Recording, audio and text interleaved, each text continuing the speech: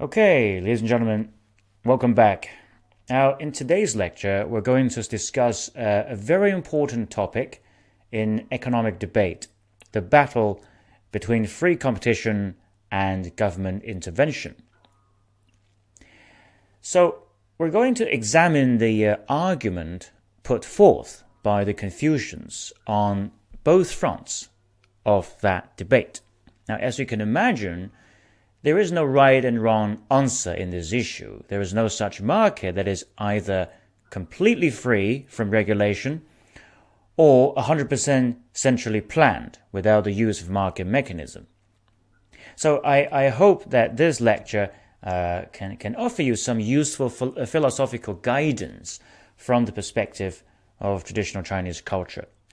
Well, in fact, as you will see, a large portion of ancient Chinese governing principles is around the optimization between the choice of free market and government intervention. And the philosophical basis that drives this debate is always the development of human nature. Okay, so let's begin. So, first chapter, let's talk about the government regulation. Now, in economics, people use the French word laissez-faire, I'm trying to pronounce it, laissez-faire, to represent the economic system where, transactions between private parties are free from government intervention. And that can include things like regulation, privileges, tariffs, and subsidies, and things like that. The phrase laissez-faire even has a Chinese equivalent called wu wei, and that literally means inexertion.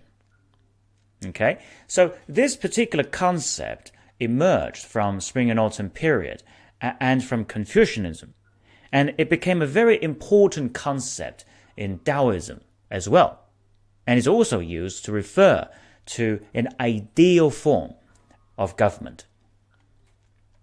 So what is this rationale for laissez-faire policy in the first place then? Well, for a start, people are assumed to know exactly what they want. Okay? And that's the first thing. Now, second, it is assumed that market is always efficient. Always efficient. So in this sense, the market sets the price at the right level through the interaction between demand and supply. And demand will push the price up, and more supply than demand will push the price down. So in turn, the market can distribute the goods and services correctly. So under the assumption of the efficient market hypothesis, in order for the market to set the price at the best level, competition must be free. So what that means is that the owners of business are free to produce, to buy, and to sell in a competitive market. And the force of competitive pressure keeps the prices low. Okay, otherwise you would go for somebody else. Now, this also ensures that society provides goods and services efficiently.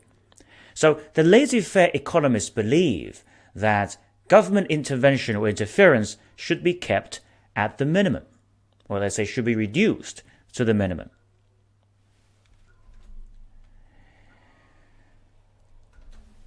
Well, under the teaching, in the teaching of Confucius doctrine, as you will know, always go the middle way, right? Always goes the middle way. So it doesn't advocate for 100% central planning economic system, but it also doesn't suggest a market that is completely free from government intervention. So let's have a look at the Confucius rationale that why competition should not be completely free. There must be some competition, but not absolutely free, even if it could be. Okay, so let's have a look. Now, Basically, there are two main considerations when the government decides how much to be involved to intervene the economy. One consideration is the issue of natural selection, and the other is the one of human habit. And this is based on the characterization of Confucianism. Now, to a certain extent, Confucius can be described as an evolutionist, because he said, for example, in this production of things, heaven is sure to give addition to them according to their own qualities. Hence, when the things or men are flourishing, heaven nourishes them. When they are ready to fall, it overthrows them. So what does this mean? Well, this is the order of the nature. Now, for example, in the animal world, those with the sharpest teeth, the strongest body, right, and the fastest speed, they will have a much higher chance to survive. Now, not only that, these animals usually see the weakest animals as nourishment, as food, right? The strongest animals enjoy a higher chance of survival, not because they are the chosen ones, but because of their natural quality. So we can say that the nature nourishes the strong and eliminates the weak. I think at least we can establish that. But in human world, we ask the question, so who is favored by the society? Let's think about the business context. A company's chance of success could be determined by a number of factors, such as their bargaining power with customers and suppliers. The bargaining power with customers can give the companies pricing power, and the bargaining power with suppliers can give the companies advantage to secure low material costs. And these characters are like the teeth, the speed, and the claw of the animals. Together with superior in-house research and development capability, I think the company is very likely to enjoy a much higher competitive advantage and profitability. And more importantly, weaker companies are likely to be squeezed out of the market because they cannot compete with the strong companies on price or costs over the long term. But this natural order also applies to individual human beings. Now, for example, on the one hand, we know that there are genetic differences between people. For example, some are naturally good at numerical reasoning with good memories, so that they're more likely to succeed in science subjects. So, in this case, a society that is driven by technological development pays more attention to these people, and they are likely to be better paid than, let's say, historian. In fact, the relative pay of different occupations is always on the change as the society progresses. But on the other hand, individual circumstances also play a big role in determining the financial situation of people.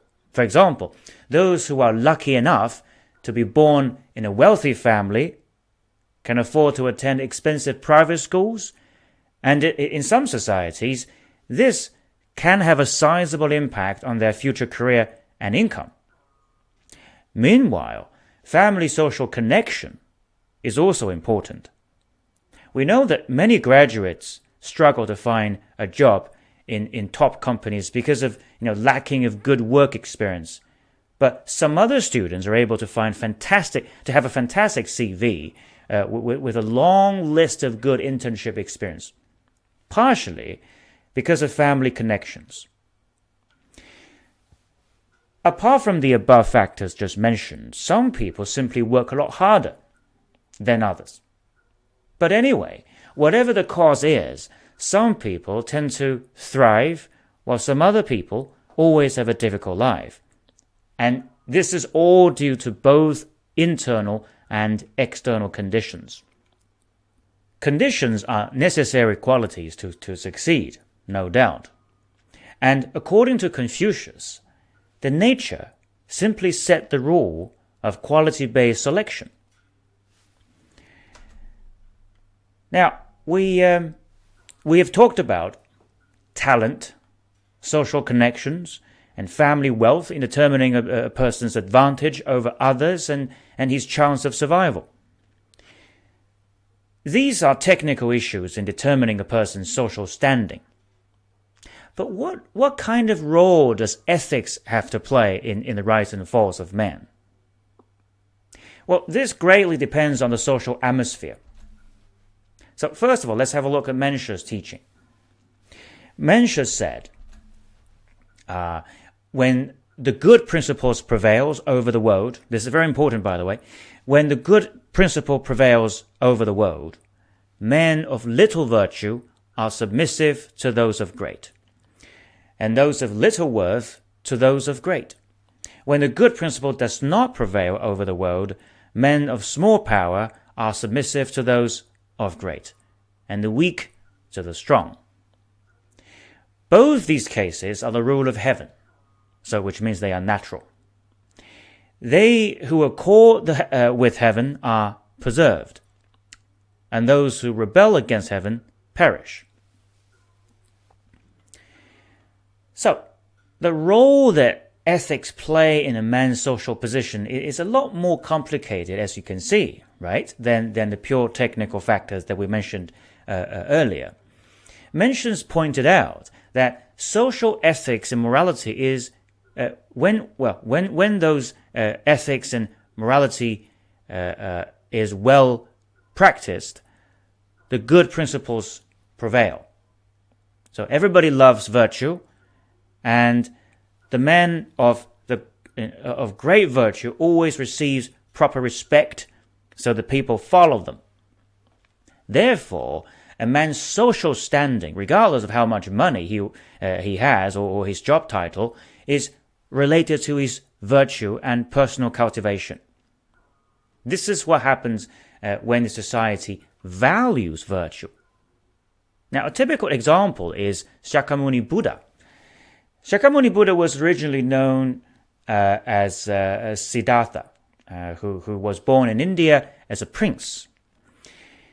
But despite of the immense wealth and social position, he questioned the goal of life. He saw the sick, the aged, the dead, and he wanted to find a way to leave all of the sufferings behind. So at the age of 29, Siddhartha left his palace for a life of mendicant. After he achieved awakening under the pipal tree, he began teaching for the rest of his life. Throughout his teaching life, he had one meal a day and spent the night under a tree. Well, to us modern people, the living standard of Shakyamuni Buddha was the same as a beggar. However, he was followed by kings, by princes, everyone from nobles to servant. He was also called the teacher of heavenly beings and mankind, or the world-honored one. Of course, Shakyamuni Buddha didn't ask for any of these honors, but they were naturally given to him because of his wisdom and virtue. Just like what Mencius said, men of little virtue are submissive to those great, and those of little worth to those of great. However, depending on the concurrent social atmosphere, a man of virtue is not always socially superior than those without, right? Mencius said, when good principles are lost, people's social position and standing only depends on power. The strong will live, and the weak will die. But power is not the same as virtue or ethical superiority. Obviously, a person can have a lot of money, right, and connections, but is low in ethics at the same time. So in a society where, good principles are lost, this kind of people can usually be the target of worshipping. Meanwhile, virtues are usually seen as a weakness or often laughed at. I remember in the song of the Seven Deadly Virtues in a Broadway musical called Camelot, released in 1960. In that song, the lyrics goes, "Honesty is fatal, it should be taboo. Diligent of fate I would hate. If charity means giving, I give it to you. And fidelity is only for your mate." Very good tune, I would say. I can't sing it, but it's a very good tune. And the lyrics also tells quite a realistic picture, unfortunately. So it's not that he absolutely, cannot comprehend good. He understands exactly what those means, exactly what goodness entails, and views it as an unnecessary burden that would hold him back, right? And the weakness to be exploited by others. During certain episodes of financial history, we could see this musical being played every day and everywhere. During the Asian financial crisis, after Thailand's property market crashed in 1997, currency traders began to attack the Thai bahts pegged to the US dollar, which led to a serious devaluation of the currency by taking very heavy short positions. So the result was many other Asian currencies, including the Malaysian ringgit, Singaporean dollar, all moved very sharply lower. So these devaluations led to high inflation and a series of problems that spread as wide as South Korea and Japan. Meanwhile, billions of dollars were made by these hedge funds. Well, people have learned, apparently, a lot from the crisis, including, conservative government spending on infrastructure, question the fixed exchange rate system, concern over the IMF, and of course, the asset bubble, etc. However, there is very few lessons learned about the trading ethics. When the opportunity presents itself, it is professionally wrong not to take it, and it is ethically irrelevant. So that was the general consensus over financial operations like this. We know that the 2007 financial crisis was also largely resulted from another ethical issue. It took a different form. This time round, it was the irresponsible mortgage lending practice and excessive trading of toxic mortgage-backed securities. Now, in all of these situations, virtue doesn't stand a chance. And as Mencius said, men of small power are submissive to those of great, and the weak to the strong. And if you do not play by the rules, you perish. For example, as a trader, you can be made redundant very quickly if you don't make those trades, because everybody else is doing it. But look, the point I'm trying to make here is that nobody is setting the course for anyone. This is the market. This is the course of nature. This is natural selection. So, in Mencius' words, this is the rule of heaven. So, unfortunately, nature or heaven has no preference. Have no preference. It doesn't help anybody in particular.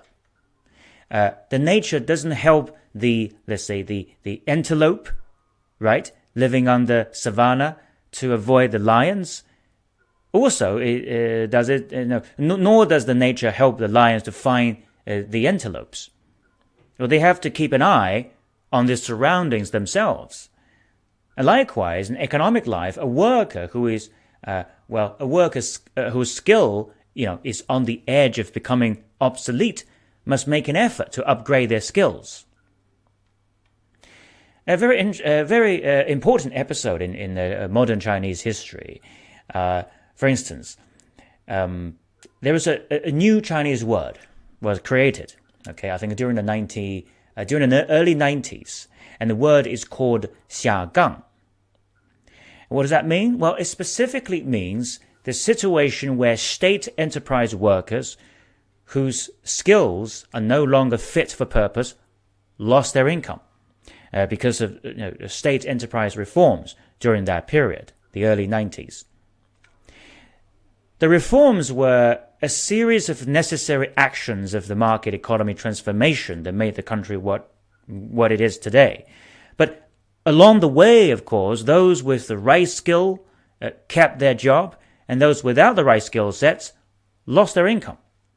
And what is more, the word 下岗 was not equivalent to unemployment because of certain technicality. So even though they had a job, it was equivalent to be made redundant. It was equivalent of being made redundant. So in the 7-year period from, I believe, 1998 in China, there were nearly 30 million state enterprise workers who were affected. But also, in my line of work as a corporate finance researcher, new skills are needed all the time. 20 years ago, the amount of data was relatively limited, and a simple regression technique was, sufficient to write a paper, and it was perfectly okay not being able to use or to write a moderate level of programming codes. But now data don't just come in huge quantity, but also in various forms, and to extract useful information, researchers must clean the data, transform the data, merge data set, etc. So I always tell my PhD students that they shouldn't expect anyone to teach them these programming languages. They must learn it themselves. Otherwise, they will find themselves being stuck in the ocean of data and not being able to do anything about it. So I think in all aspects of life, as a tiny individual human being, we simply cannot go against the nature. So in order to survive, we have to adapt. But of course, from a higher philosophical level, rise and fall of a person's fortune and social position is also related to the law of causality, as we mentioned in the previous lecture. The wealth and position is just a reflection of past deeds. But still the question is, what can human do about it? We know that it is the force of economic nature and market trend. We know that. But should we just abandon the obsolete factory workers and let them suffer? Because that's the nature? Who is going to pay for their children tuition fees? Who is going to support their families and parents? That's the question.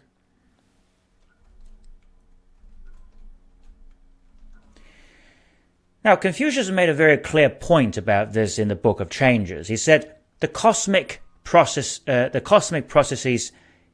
give their stimulus to all beings, but have not the same anxiety as the sage.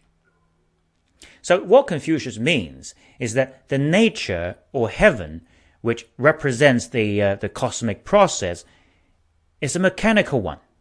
It only nourishes the ones with the right survival skill set, and it doesn't think about it, one way or the other. It has no purpose. But the sages are different. They do worry. They know perfectly well why workers lose their job, but they want to do something about it because it is motivated by ethics. The cosmic process represented by the nature cannot always be in harmony with ethical process represented by the sages, because one has purpose and the other doesn't. So let's coming back to this market discussion, right? In a hypothetically perfectly free market, the competition is completely free, and there is no government intervention whatsoever. So economic agents thrive and die entirely based on their ability. But the result is severe inequality. And as we'll discuss in much more detail in a future lecture, severe inequality leads to social unrest and economic disruption. And these problems shake the foundation of the very economic freedom that we all pursue. At the same time, from an ethical perspective, we just simply cannot bear to see the suffering of the weak, because they constitute the greatest part of mankind. So, either way, regulation is needed. It is needed for the smooth operation of human society. Confucius again pointed out in the Book of Changes that the sage sovereign fashions and completes his regulation after the course of heaven and earth, and assists the application of the adaptation furnished by them in order to benefit the people. So according to Confucius, the government understand the natural course, apparently, or we call it the law of economics. But instead of leaving it entirely on its own, the government should assist natural law and shave off the sharp edges. So this is the only way to benefit the people. Taking the example of the big wave of redundancy in China in the early 90s that we just talked about, the government made numerous efforts to fight this problem, including training centers, social security schemes, rewriting the unemployment insurance policies, creation of what is called the employment promotion law of China, etc. So because of all of these efforts, the word xiaogang has now become a historical concept. It's gone. And the process of managing unemployment is more formal. Well, I guess it's difficult to imagine, what is going to be if we just, leave government intervention completely out of the picture and have the natural law of market to run the entire show.